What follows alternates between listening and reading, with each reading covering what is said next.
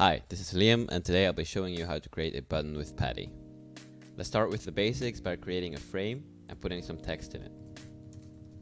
This is the most basic setup you can have. Let's try to apply Paddy to it to see what happens. We have a couple of settings here. Most of them I'm going to keep default, but I'm going to disable the choose padding from existing spacing so we can apply our own. Let's say we want 10 points on top and bottom spacing and 15 points left and right.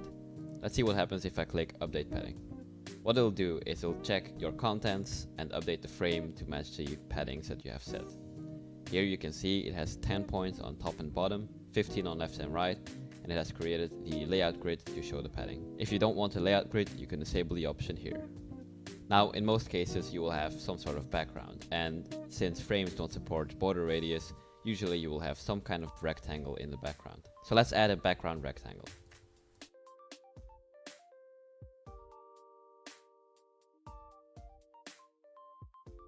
There, now I have a background rectangle and I've made the text white to make it look a little bit better. So let's see what happens if I apply the padding now.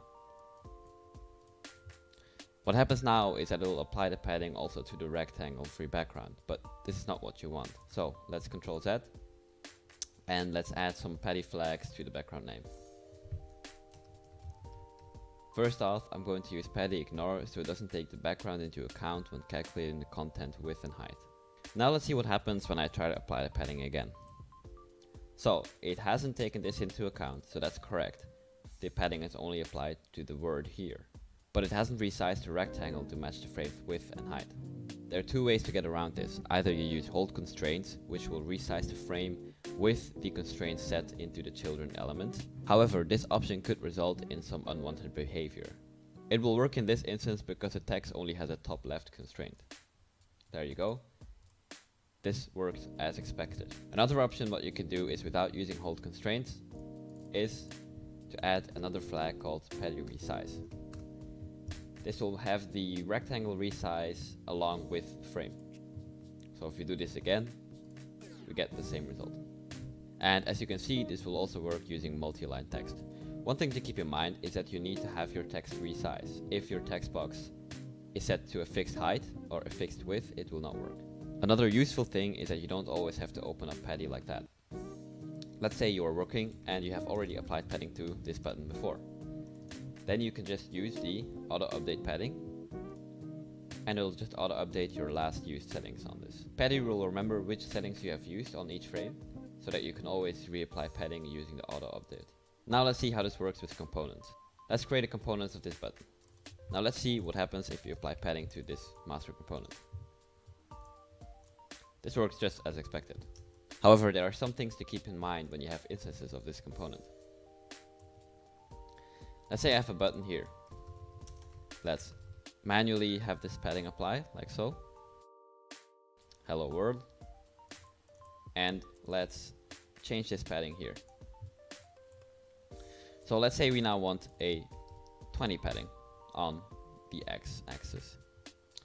If we now update the master component, what you will see is it has updated the child component. But since we have already set certain overrides on our instance component, it won't update correctly. It did in fact add the layout grids, but it didn't take into account the content. If you wanted to take into account the content, then you have to manually update this as well. So let's press update padding here, and there you go. It has resized it correctly. However, you probably don't want to do this every time. So what you can do is add the Paddy auto update flag into the name of the instance. This way, when you update the master component, it'll also update the instance.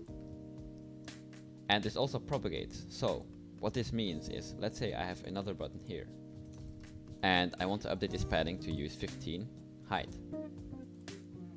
As you can see, it has updated this instance because that's the one I have selected. It has also updated the master component because Paddy uses the master component to update the paddings. And since this instance has auto update, it will also update this instance. Now, one thing to keep in mind here is that the instances are always resized using constraints. What this means is the following. Let's say I set this to center. Now when I resize this button, as you can see, it moves the text. So let's make this hello world. This is where you can get some weird behavior, because this way it cannot apply the padding correctly. So to get consistent padding, you should probably always have this to top left, especially with components. That is a quick overview of Paddy. If you have any questions, please send me a message or email the support email in the Paddy plugin.